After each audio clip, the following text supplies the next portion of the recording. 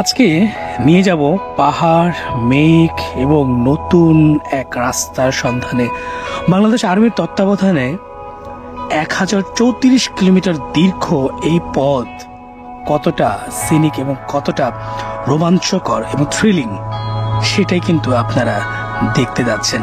আর আমরা ইতিমধ্যে উপভোগ করতে যাচ্ছি পার্বত্য অঞ্চলের সেই বিখ্যাত সীমান্ত সড়ক, যা খাগড়াছড়ি থেকে বান্দরবান পর্যন্ত বিস্তৃত।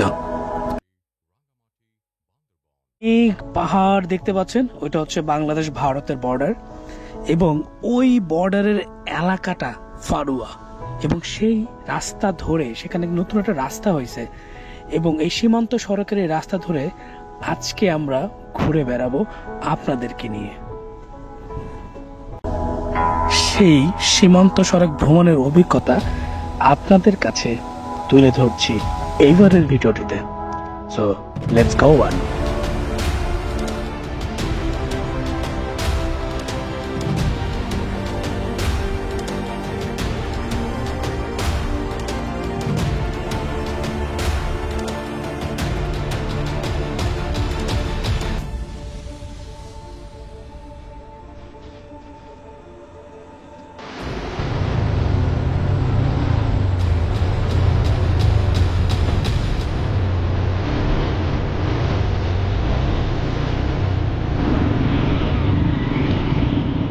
বেলায় আমরা বাইজিৎ লিংক রোড পার হয়ে চলে যাচ্ছি কাপ্তাই, চন্দ্রকোনা।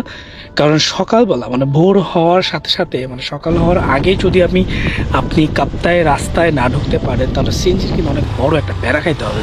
আর চন্দ্রকোনা ফেরিতে যারা পারাপার হন তারা অনেকে জানেন অনেক সময় লাগে এই ফেরিটা পার হইতে, কারণ প্রচুর আসলে ট্যুরিস্ট আসে, যাতায়াত করে। তারপরে এখানে যে লোকাল মানুষজন তারা কিন্তু একটু সকাল হওয়ার পরে এই চন্দ্রকোনা ফেরি পার হয়। সো ভোর হওয়ার সাথে সাথে আপনি যেতে পারবেন, বাট আপনাকে অনেকক্ষণ ওয়েট করতে হবে ফেরিতে।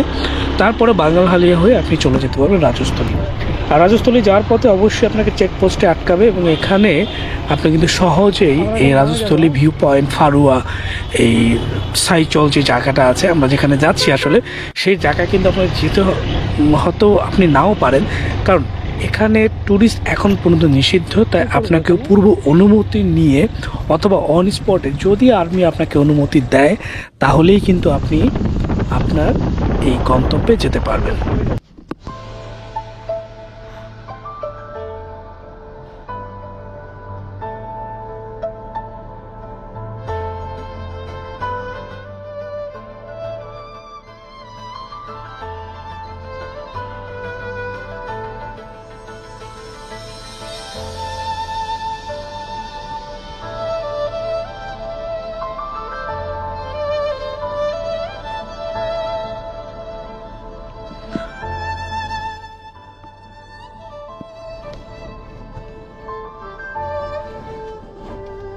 মানে রাজস্থলীর সবচেয়ে ভাইরাল একটা ভিউ পয়েন্ট হচ্ছে এই সেই দুই পাহাড়ের মাঝখানে জায়গা। এই জায়গাটা গত বছর আমরা যখন আসছিলাম তখন ভাঙা ছিল এবং অনেক কাজ চলছে, ধ্বংসযজ্ঞ বলা যায় এক রকমের।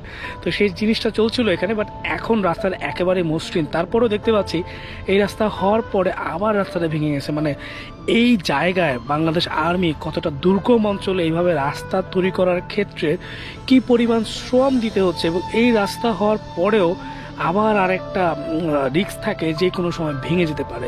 আরেকটা বলে রাখি, এই বাংলাদেশ আর্মি কিন্তু এই রাস্তা করার জন্যে 7 জন সৈনিক মানে আর্মি অফিসারকে হারিয়েছে। তারা বিভিন্ন ধরনের দুর্ঘটনা, বিভিন্ন ধরনের সমস্যায় পতিত হয়ে তারা কিন্তু আমাদের জন্য জীবন উৎসর্গ করেছে। তা আমি পার্সোনালি বলবো এই রাস্তার নামকরণ কিন্তু বিভিন্ন পয়েন্টে আমাদের সেই সৈনিক যারা বীর সেনা, যারা আমাদের জন্য জীবন দিয়েছে রাস্তার জন্যে, তাদের নামকরণের জোর দাবি জানাচ্ছি যাতে তাদের নামে এই রাস্তাগুলির নামকরণ করা হয়। তো আমরা এখন চলে যাব ফারুয়া। ফারুয়াতে আমরা সকালে নাস্তা শেষ করে রওনা দেব সাইচলের দিকে, যদি আমাদের হাতে সময় থাকে। অন্যথায় আমরা এই রাস্তা ট্রিপ শেষ করে চলে যাব বান্দরবনের দিকে। তো চলুন বন্ধুগণ, এই ট্রিপটা খুব বেশি লম্বা করতে যাচ্ছি না, শুধু সৌন্দর্য আর সৌন্দর্য, দুচোখ ভরে মেঘ, পাহাড় আর বৃষ্টির এই মিশালি দেখার জন্য অবশ্যই আপনাকে আসতে হবে রাজস্থলী ফারুয়া। চলুন উপভোগ করতে থাকি।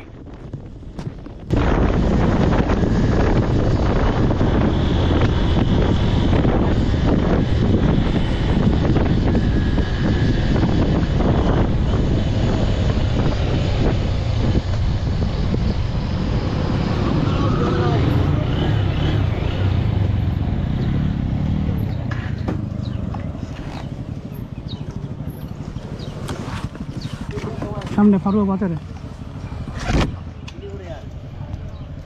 ফারুয়া বাজার কত দূর? এই সামনে ওই যে কোনায়। আচ্ছা তেল কত? তেল দুইটা। এখান থেকে এদিক দিয়ে বান্দরবান যাওয়া যায় না? এদিক দিয়ে যাওয়া যাবে না?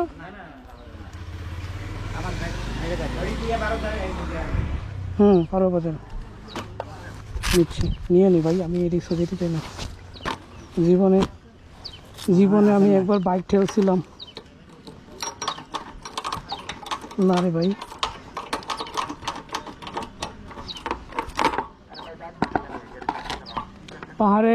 পাহাড়ে আপনার দাগ দুগ দিয়ে বুঝতে পারবেন না। পাহাড়ে আপনার তেল লাগবে, আপনি নিয়ে নেন। তেল একটু বাড়তি লাগে, এখন পাহাড় জায়গা তো তেল বেশি টানে, গিয়ার কমাই সারাতে বাড়ি গিয়ারে টানতে হবে।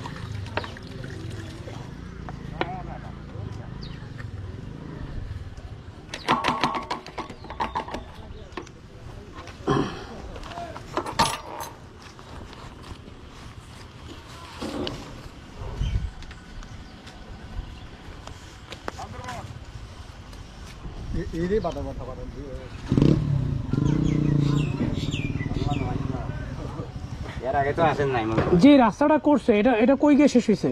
এইটা তো ভারত। হ্যাঁ ভারত গেছে। ভারত গেছে। হ্যাঁ ভারত ইন্ডিয়া আর কি।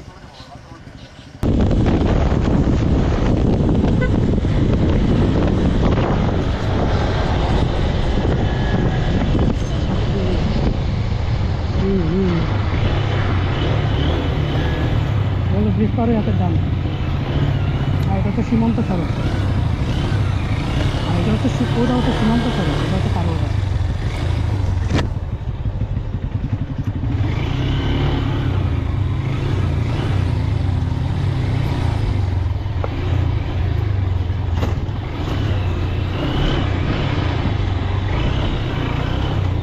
ও বড় ভিড় রে ভাই।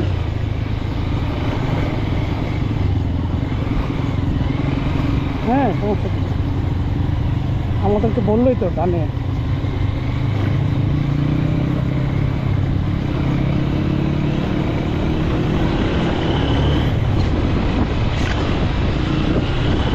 ভাই যদি ওরা খারাপ হতো তাহলে আমাদেরকে দোকানে বলে দিতে হতো, সেটা যায় না। ওরা বলেই দিছে যে আপনি সামনে গিয়ে ব্রিজ করে এত ডানে ঢুকবেন। সৌন্দর্য মানুষ।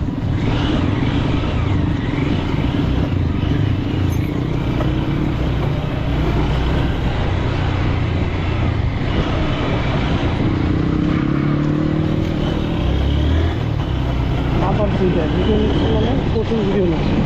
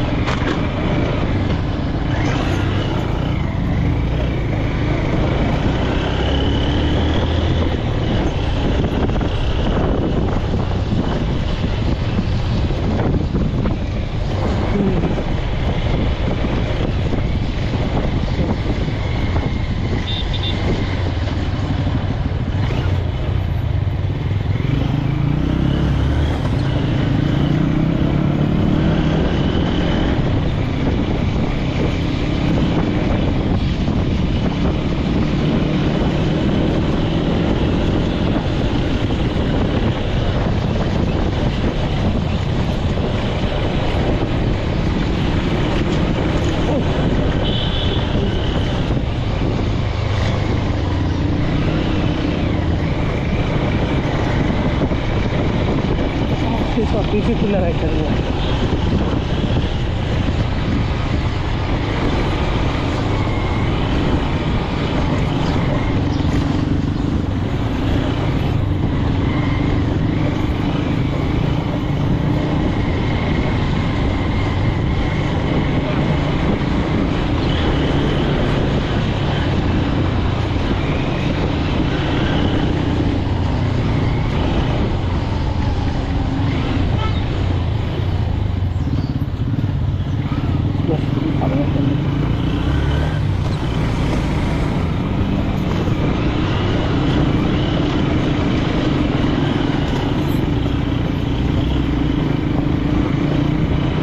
বাজার আছে না।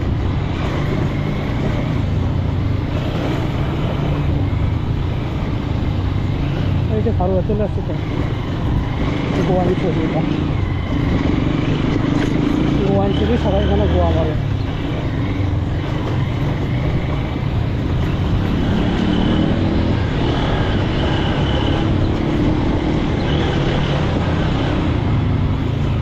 চলেন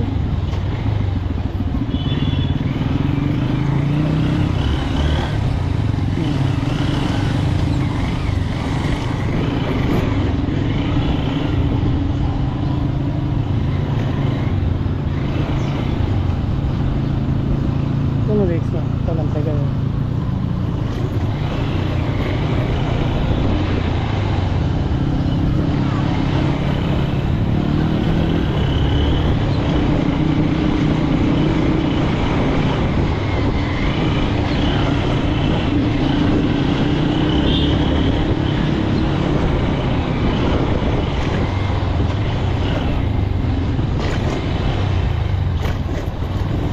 চলেন কই যাবো কারণ আর বলি গল্প করে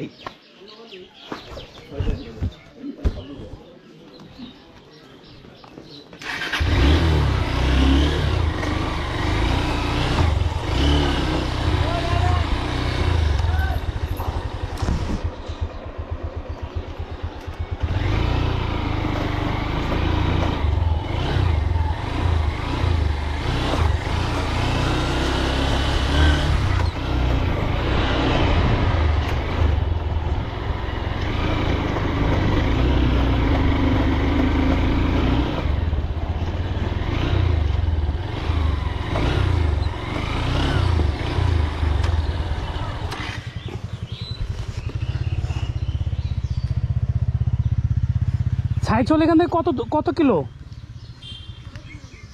এখান থেকে 5 কিলো? না, আরো বেশি, 30 প্লাস। 30 প্লাস? এই 30 60। হ্যাঁ সেটাই, আর আমাদের শরীর অনেক ক্লান্ত। মোটামুটি 3 ঘন্টার মতো লাগবে, 3 ঘন্টা থেকে 3.5 ঘন্টা লাগবে। কারণ এই সেট মোটামুটি কিছুটা লেভেল পাইছেন, এই সেট পুরোটাই পাহাড়ি। না সেটাই, যদি এদিক দিয়ে বেরোতে পারতাম তাহলে আমাদের জন্য ভালো ছিল। বের হতো রাস্তা, তাহলে আমরা চলে যাই দিক দিয়ে। ওটাই ভালো হবে। আল্লাহ হাফেজ। কারণ আমরা বান্দরবান যাবো তো, আমাদের সময় কুলাবে না। বান্দরবান থাকতে পারবেন, বান্দরবান খানচিতে অথবা আপনার ইয়েতে, ওখানে অ্যাভেলেবল থাকার জায়গা আছে। সেটাই। এই সেটটা আপনার থ্যাংক ইউ ভাই, আল্লাহ হাফেজ, আসসালামু আলাইকুম, ভালো থাকবেন।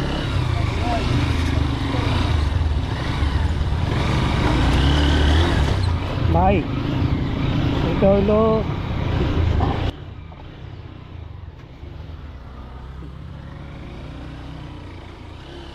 বলি, এই ফারুয়ার প্ল্যান হচ্ছে, ধরেন আপনি সারা রাত রাইড করেন নাই, সকালবেলা ঘুম থেকে উঠা ফারুয়া ঘুরে ঘুরে চলে যাবেন আজ থেকে। আমরা সারা রাত রাইড করছি, কিন্তু আমাদের এনার্জি কিন্তু দুপুরের পরে আর থাকবে না।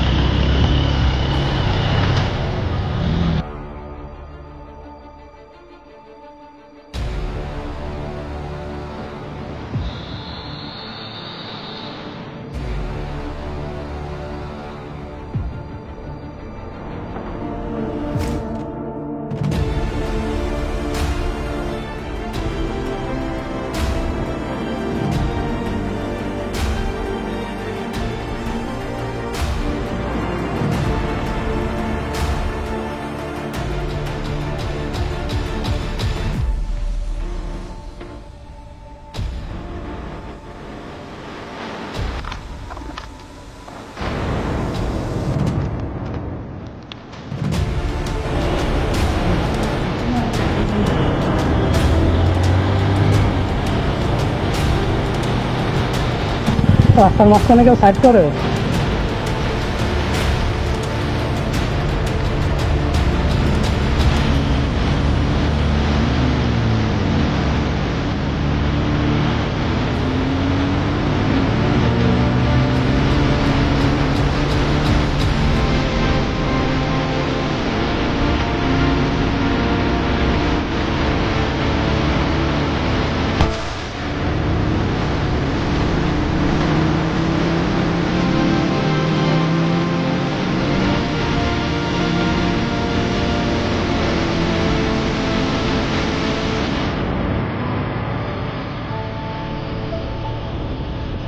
তো আজকের মতো এখানেই বিদায় নিচ্ছি। যদি ভিডিওটিতে কারো ভালো লেগে থাকে অবশ্যই লাইক কমেন্ট করে জানাবেন। আর যদি কোনো ইনফরমেশন থাকে রাজস্থলী ফারুয়া সম্পর্কে, সীমান্ত সড়ক সম্পর্কে, তাহলে অবশ্যই কমেন্ট করে জানাবেন। যদি কোনো হেল্প করতে পারি অবশ্যই আপনাদের জন্য আমার কমেন্টের দরজা খোলা দিল। আর চ্যানেলটি সাবস্ক্রাইব করতে ভুলে যাবেন না, আপনাদের সাপোর্টেই আমরা এগিয়ে যেতে পারবো। ধন্যবাদ সবাইকে, আবারও সবাইকে বিদায় জানাচ্ছি। আল্লাহ হাফেজ। সবাই সাবধানে বাইক রাইড করবেন। পাহাড়ে রাইড করার ক্ষেত্রে অবশ্যই সাবধানতা অবলম্বন করবেন।